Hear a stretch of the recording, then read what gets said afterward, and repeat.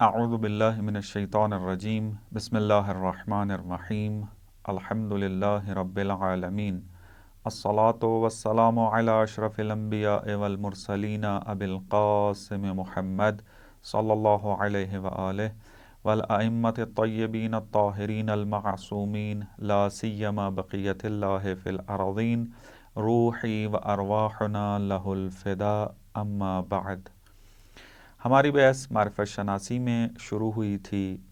معرفت شناسی یعنی علمیات، یعنی ایپسٹمولوجی، اور عرض کیا تھا کہ معرفت شناسی کا جو علم ہے اس کا موضوع خود علم ہے۔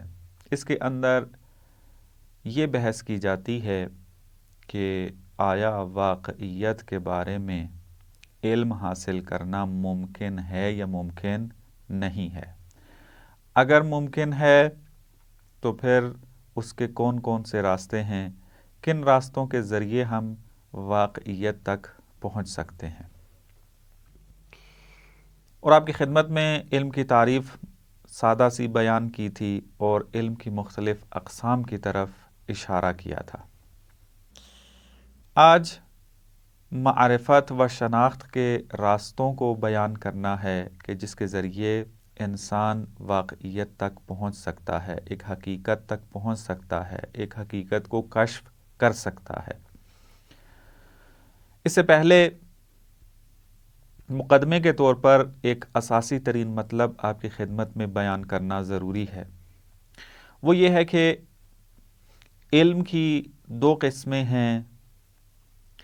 بعض علوم ہمارے ایسے ہیں کہ جو سرمائے کی حیثیت رکھتے ہیں۔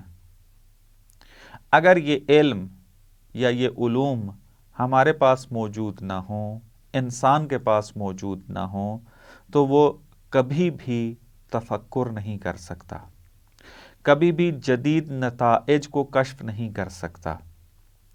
انسان اس وقت ہی علم کے اندر ترقی کر سکتا ہے، اس وقت ہی انسان تفکر کر سکتا ہے، اس وقت ہی انسان جدید چیزوں کو کشف کر سکتا ہے کہ جب انسان کے پاس ابتدا ہی میں بعض ایسے علوم موجود ہوں کہ جو سرمائے کی حیثیت رکھتے ہیں۔ اور یہ علوم کہ جو سرمائے کی حیثیت رکھتے ہیں، یہ علوم بدون فکر، بدون تفکر حاصل ہوتے ہیں۔ یعنی انسان کو زیادہ فکر کرنے کی ضرورت نہیں ہے، استدلال کی ضرورت نہیں ہے، دلیل مانگنے کی ضرورت نہیں ہے ان علوم کی تصدیق کرنے کے لیے، ان علوم کی حقانیت کو پہچاننے کے لیے۔ جیسا ہی انسان ایسے مورد کے ساتھ آمنا سامنا کرتا ہے تو انسان فوراً اس کی تصدیق کر دیتا ہے کہ یہ واقعیت ایسے ہی ہے۔ یہ علوم سرمائے کی حیثیت رکھتے ہیں۔ اس کو اگر ہم تشبیہ دیں تجارت کے ساتھ تو مطلب زیادہ واضح ہو جائے گا کہ جس طریقے سے انسان تجارت کرنا چاہتا ہے تو اس میں سب سے پہلے جو چیز ضروری ہوتی ہے سرمایہ اولی ہونا چاہیے۔ یعنی انسان کے پاس پہلے اتنا پیسہ موجود ہو کہ جو کہ اس کا اصلی سرمایہ شمار ہوتا ہے، جس کے ذریعے پھر وہ آگے نئی چیزوں کو تولید کرتا ہے، اپنے کاروبار کو آگے بڑھاتا ہے اور منافع کو کسب کرتا ہے۔ ایک انسان کے جس کے پاس سرمایہ ہے ہی نہیں، اصلی سرمایہ نہیں رکھتا، انویسٹ نہیں کر سکتا، تو کبھی بھی ایک تجارت کامیاب نہیں کر پائے گا، منافع نہیں کما سکے گا اور اس میدان میں کبھی کامیاب نہیں ہو سکتا۔ تو علم کی دنیا میں بھی ایسے ہی ہے۔ علم کی دنیا میں بھی اگر ہمارے پاس بعض بنیادی علوم موجود نہ ہوں، بعض اساسی علوم موجود نہ ہوں کہ جو کہ انسان اور بشریت کے لیے اساس و بنیاد ہیں اور سرمائے کی حیثیت رکھتے ہیں، تو بشر کبھی بھی، انسان کبھی بھی تفکر نہیں کر پائے گا، اور تفکر نہیں کرے گا تو کبھی بھی جدید نتائج اور حقیقت کو کشف نہیں کر پائے گا بہت سارے موارد میں۔ ایسے علوم کو علم منطق میں علوم بدیہی کہا جاتا ہے۔ بدیہی علوم وہ علوم ہیں کہ جو اتنے روشن ہوتے ہیں کہ ان کی حقانیت کی تصدیق کرنے کے لیے انسان کو دلیل کی ضرورت نہیں ہوتی۔ بعض علوم ایسے ہیں کہ جو اپنی وضاحت میں اس پائے کے نہیں ہیں، بلکہ ان علوم کو ہم انہی سرمایہ والے علوم سے حاصل کرتے ہیں، یعنی جو ہمارے پاس پہلے معلومات موجود تھیں اور وہ ہمارا سرمایہ و اساس و بنیاد تھیں، ان کو ہم استعمال کرتے ہیں۔ ان کو استعمال کرنے کے ساتھ ہم پھر کیا ہے، ایک خاص نتیجوں تک پہنچتے ہیں، وہ نتائج پھر ہمارے علوم کا حصہ بن جاتے ہیں۔ تو یہ بھی ہمارے علوم ہیں، اور ان کو منطق کی زبان میں علوم نظری کہا جاتا ہے، توئیں زوئیں والا نظری۔ علوم نظری ہمیشہ تفکر سے حاصل ہوتے ہیں کہ تفکر کی تعریف کیا ہے، اس کی اقسام کتنی ہیں، کہ اس کے اوپر بعد میں ہماری گفتگو ہوگی۔ ابھی فقط آپ کو اس مطلب کی طرف توجہ دلانا ہے کہ اس اعتبار سے علم کی دو قسمیں بنتی ہیں کہ بعض علوم اساس و بنیاد و سرمایہ ہیں، اور بعض علوم اسی سرمایہ کا نتیجہ ہیں۔ سرمایہ والے علوم کو بدیہی کہتے ہیں، اور جو ان بدیہی علوم کے نتیجے میں حاصل ہوتے ہیں، جو کہ تفکر کے ذریعے حاصل ہوتے ہیں، ان کو علوم نظری کہتے ہیں۔ تفکر کسے کہتے ہیں؟ چونکہ انسان کی جب بھی تعریف کی جاتی ہے تو اس کے بارے میں یہی کہا جاتا ہے کہ انسان ایک ایسی ذات ہے کہ جو فکر کرتی ہے۔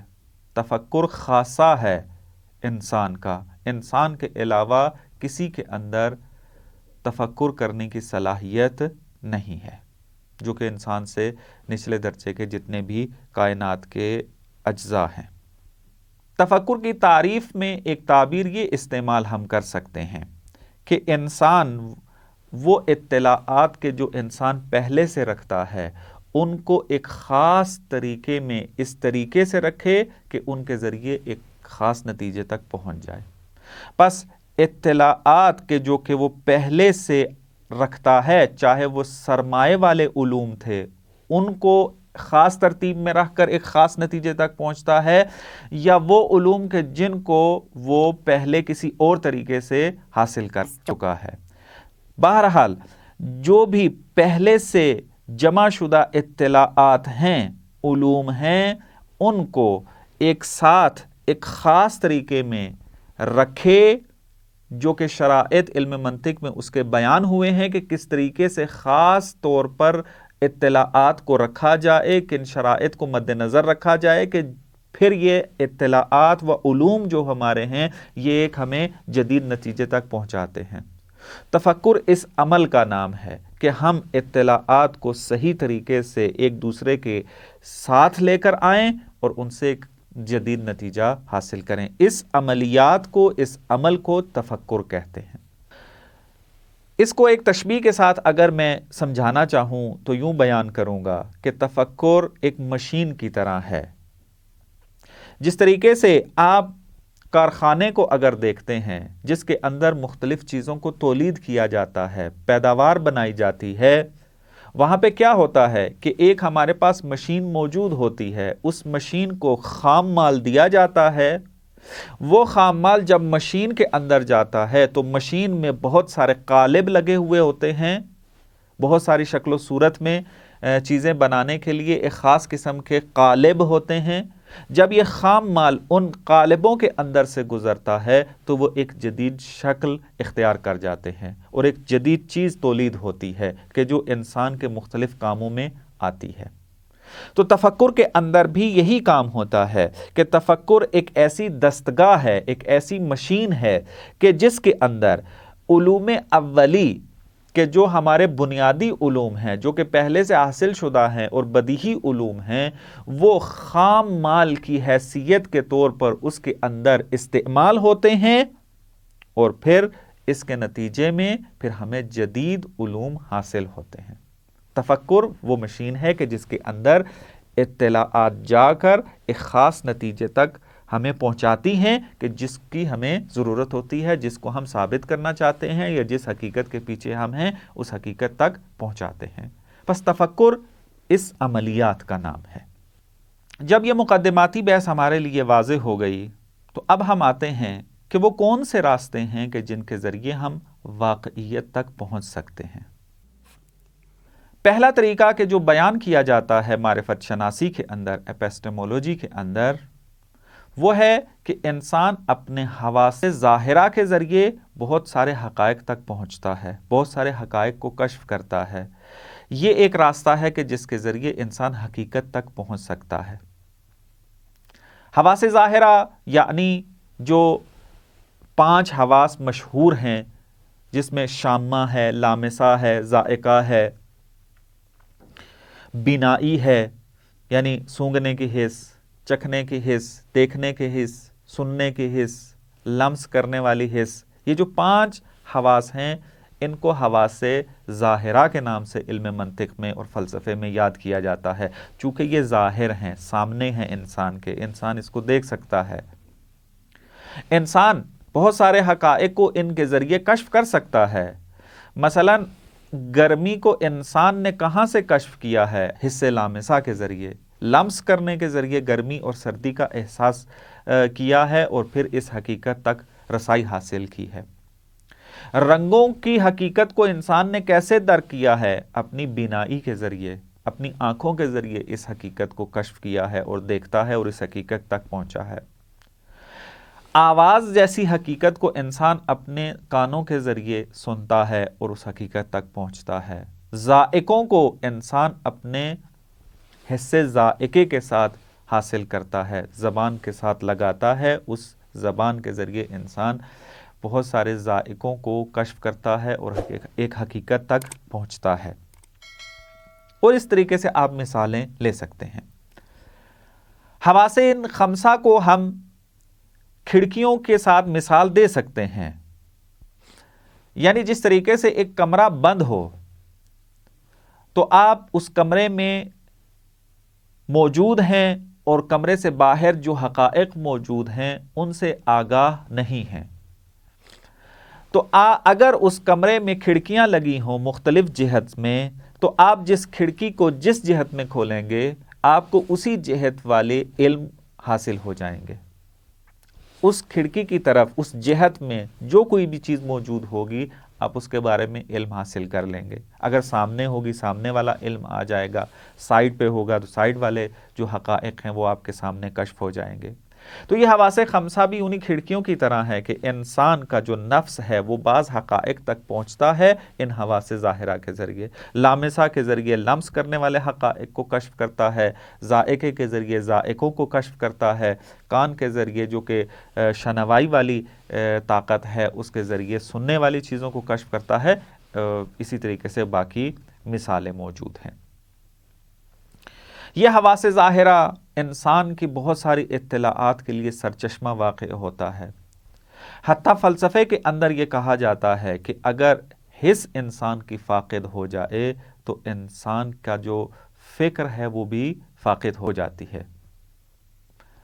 یعنی انسان کی اگر حس موجود نہ ہو تو انسان تفکر نہیں کر سکتا۔ کیوں؟ اس وجہ سے کہ انسان نے جو ابتدائی معلومات کسب کرنی ہوتی ہیں اس کا پہلا جو طریقہ ہے وہ انہی حواس خمسہ کے ذریعے ہے جو کہ حواس ظاہرہ کہلاتی ہیں۔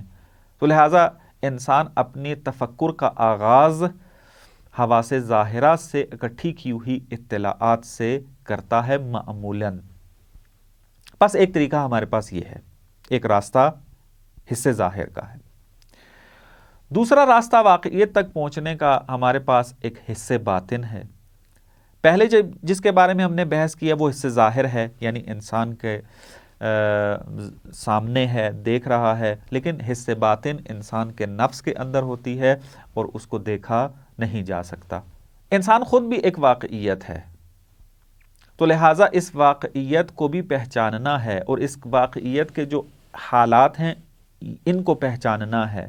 تو ان حالات کو کہ جو انسان کے اندر موجود ہوتے ہیں ان کو ہم حواس ظاہرہ کے ذریعے کشف نہیں کر سکتے۔ ان کے لیے ہمارے پاس ایک حصے باطن ہے کہ جس کے ذریعے انسان ان حقائق کو کشف کرتا ہے کہ جو انسان کے نفسانی حالات ہیں۔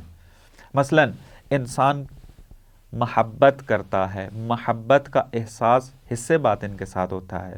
اس محبت کو انسان نہ تو آنکھ کے ذریعے دیکھتا ہے، نہ تو ہاتھ کے ذریعے لمس کرتا ہے، نہ ہی زبان کے ذریعے چکھتا ہے، نہ ہی کان کے ذریعے سنتا ہے اس محبت کو۔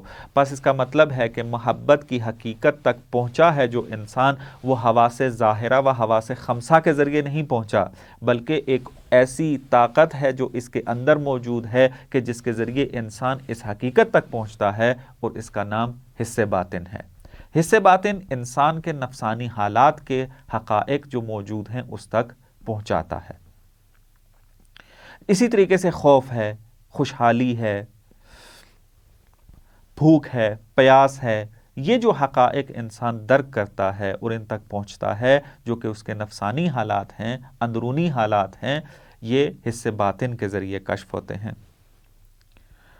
تیسرا اہم راستہ کہ جس کے ذریعے انسان حقیقت تک پہنچ جاتا ہے وہ ہیں ایسے معانی اور ایسے حقائق کہ جس کو انسان نہ تو حواس ظاہرہ کے ذریعے درک کرتا ہے، نہ ہی انسان حس باطن کے ذریعے درک کرتا ہے، اور نہ ہی انسان استدلال اور دلیل کے ذریعے اس تک پہنچتا ہے، بلکہ انسان خود بخود ایسے حقائق کو اپنی عقل کے ذریعے درک کر لیتا ہے کہ جو واقعاً تصدیق کے قابل ہوتے ہیں۔ یعنی اگر یہ حقیقت ایک بچے کے سامنے بھی رکھ دی جائے تو وہ بھی اس حقیقت کی تصدیق کر دیتا ہے۔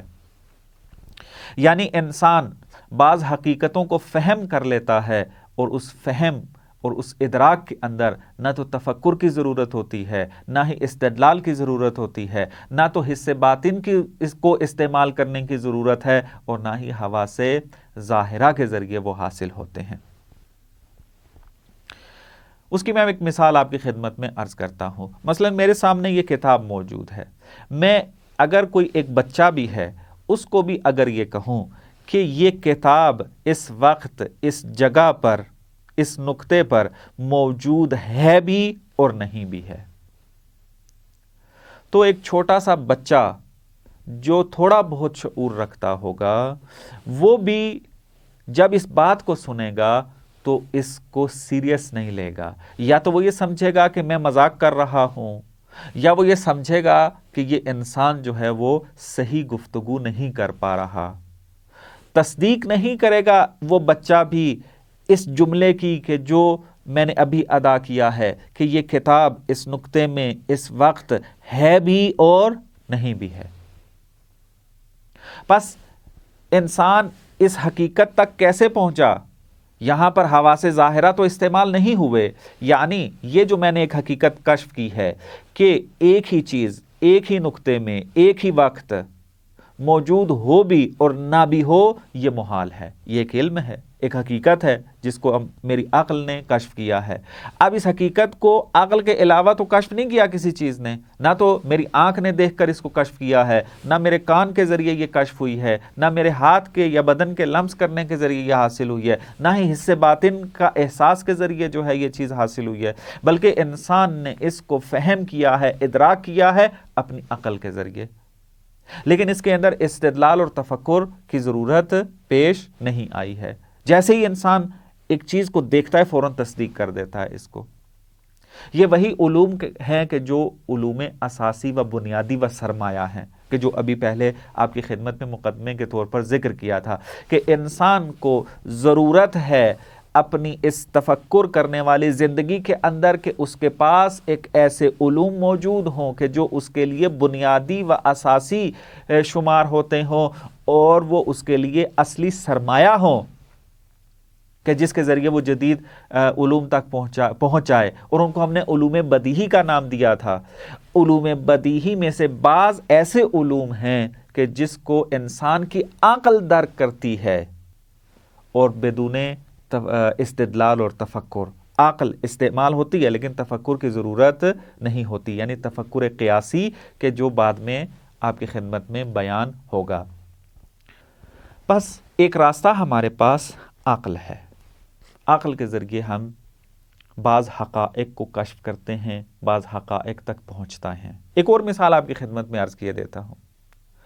مثلا میرے سامنے یہ میز پڑا ہوا ہے، آپ یہ میز دیکھ رہے ہیں، اس میز کے بارے میں اگر میں یہ کہوں کہ میز ایک مجموعے کا نام ہے اور اس کے مختلف اجزاء ہیں، یہ مختلف جز رکھتا ہے، ایک اس کے اوپر کا حصہ ہے، کچھ اس کی ٹانگیں ہیں جو کہ اس کا جز بنتی ہیں، یہ اجزاء جب ملتے ہیں، یہ کل جب تشکیل پاتا ہے تو اس کو میز کہتے ہیں۔ تو میز ایک کل کا نام ہے۔ تو جب یہ کہا جاتا ہے کہ کل اپنے جز سے بڑا ہوتا ہے تو اس کو ہر انسان تصدیق کرتا ہے، ہر باشعور انسان، ہر عاقل انسان اس کی فوراً تصدیق کرتا ہے کہ کل ہمیشہ اپنے جز سے بڑا ہوتا ہے۔ اب مثلا کوئی یہ کہے کہ یہ بعض اوقات ایسا ہوتا ہے کہ میز کی ٹانگ اتنی لمبی ہوتی ہے کہ خود میز کی جو شکل ہے اس سے زیادہ چلی جاتی ہے، تو یہاں پہ تو جز جو ہے وہ کل سے بڑا ہو گیا۔ تو جواب اس کا یہ ہے کہ ہم نے ابھی آپ کی خدمت میں عرض کیا کہ میز ایک مجموعے کا نام ہے، اس مجموعے کے اندر ایک جز اس کی یہ ٹانگ بھی ہے کہ جس کے اوپر وہ یہ کھڑا ہوتا ہے۔ تو یہ ٹانگ چاہے جتنی بھی لمبی ہو جائے، یہ کل سے لمبی نہیں ہو سکتی، کل سے بڑی نہیں ہو سکتی، چونکہ کل اسی ہی کے مجموعے کا نام ہے مختلف دوسرے اجزاء کے ساتھ مل کر۔ تو کل کبھی بھی اپنے جز سے چھوٹا نہیں ہو سکتا، اس کو ہر عاقل انسان تصدیق کرتا ہے۔ تو اب سوال یہی ہے کہ یہ حقیقت کیسے کشف ہوئی، اس حقیقت تک کیسے پہنچا بشر، کیسے پہنچا انسان؟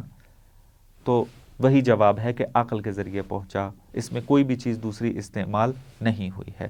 پس تیسرا جو اہم ترین راستہ ہمارے پاس موجود ہے وہ ہے عقل۔ یہ تین بنیادی راستے ہیں کہ جس کے ذریعے انسان علوم کو کسب کرتا ہے، اور یہ وہ علوم ہیں کہ جو بدیہی علوم ہیں، جو کہ سرمایہ والے علوم ہیں۔ کیونکہ ابھی آپ کی خدمت میں جیسے عرض کیا، بار بار تکرار اس لیے کر رہا ہوں چونکہ یہ اہم ترین مطالب ہیں۔